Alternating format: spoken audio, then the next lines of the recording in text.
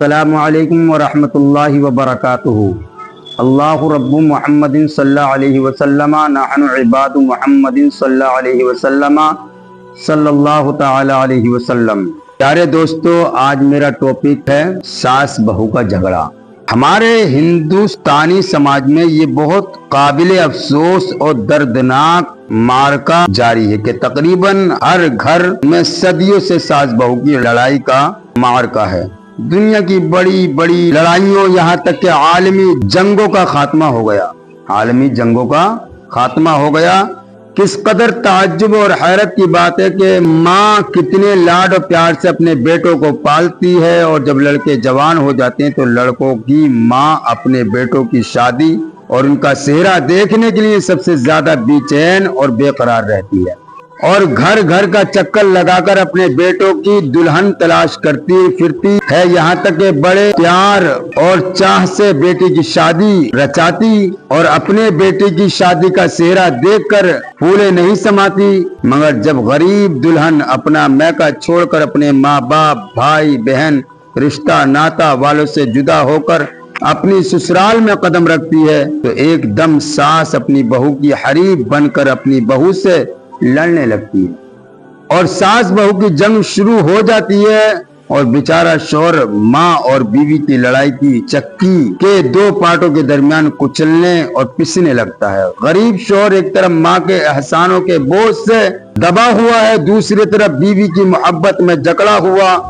ماں اور بیوی کی لڑائی کا منظر دیکھ دیکھ کر کوفت کی آگ میں جلتا رہتا ہے، اور اس کے لیے بڑی مشکل یہ آن پڑتی ہے کہ اگر وہ اس لڑائی میں اپنی ماں کی حمایت کرتا ہے تو بیوی کے رونے دھونے اور اس کے تانوں اور میکے چلی جانے کی دھمکی سے اس کا بھیجا کھولنے لگتا ہے، اور اگر بیوی کی پاسداری میں ایک لفظ بول دیتا ہے تو ماں اپنی چیخ پکار اور کوسنے سے سارا گھر سر پر اٹھا لیتی ہے، اور ساری برادری میں عورت کا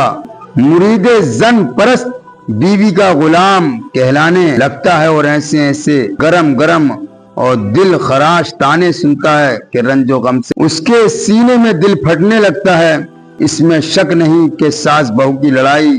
میں ساس بہو اور شوہر تینوں کا کچھ نہ کچھ قصور ضرور ہوتا ہے، لیکن میرا برسوں کا تجربہ ہے کہ اس لڑائی میں سب سے بڑا ہاتھ ساس ہی کا ہوا کرتا ہے۔ حالانکہ ہر ساس پہلے خود بھی بہو رہ چکی ہوتی ہے، مگر وہ اپنے بہو بن کر رہنے کا زمانہ بالکل بھول جاتی ہے اور اپنی بہو سے ضرور لڑائی کرتی ہے، اور اس کی ایک خاص وجہ یہ ہے کہ جب تک لڑکے کی شادی نہیں ہوتی 100% بیٹے کا تعلق ماں ہی سے ہوا کرتا ہے۔ بیٹا اپنی ساری کمائی، جو کچھ بھی سامان لاتا ہے وہ اپنی ماں ہی کے ہاتھ میں دیتا ہے، ہر چیز ماں ہی سے طلب کر کے استعمال کرتا ہے، اور دن رات سینکڑوں مرتبہ اماں اماں کہہ کر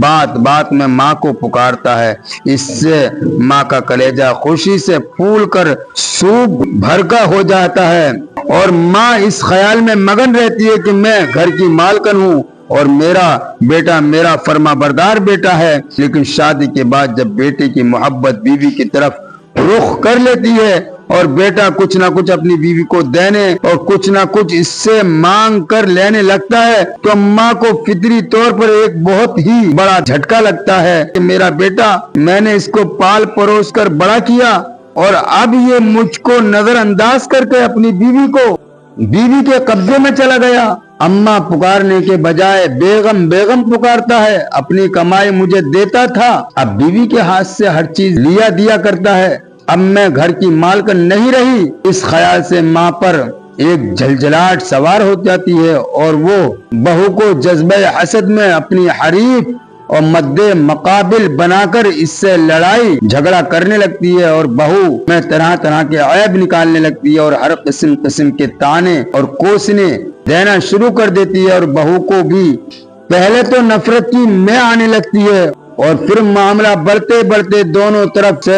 ترکی بترکی سوال و جواب کا تبادلہ ہونے لگتا ہے، اور پھر وہ بھی سینہ تان کر ایک دم ساس کے آگے تانوں اور کوسنوں کے دے کرنے لگتی ہے، یہاں تک کہ گالیوں کی بمباری شروع ہو جاتی ہے۔ پھر بڑھتے بڑھتے اس جنگ کے شعلے ساس اور بہو کے خاندانوں کو بھی اپنی لپیٹ میں لے لیتے ہیں اور دونوں خاندانوں میں بھی جنگ عظیم شروع ہو جاتی ہے۔ میرے خیال میں اس لڑائی کے خاتمے کی بہترین صورت یہ ہے کہ اس جنگ کے تینوں فریقوں یعنی ساس، بہو اور بیٹا تینوں اپنے حقوق و فرائض کو ادا کرنے لگیں تو انشاءاللہ ہمیشہ کے لیے اس جنگ کا خاتمہ یقینی ہے۔ ان تینوں کے حقوق و فرائض کیا ہیں ان کو میں انشاءاللہ العزیز اگلے بلاگ میں بتاؤں گا۔ تو پیارے دوستو، مجھ کو لائک اور شیئر کرنا اور سبسکرائب کرنا نہ بھولیجیے پلیز میرے دوستو۔ السلام علیکم۔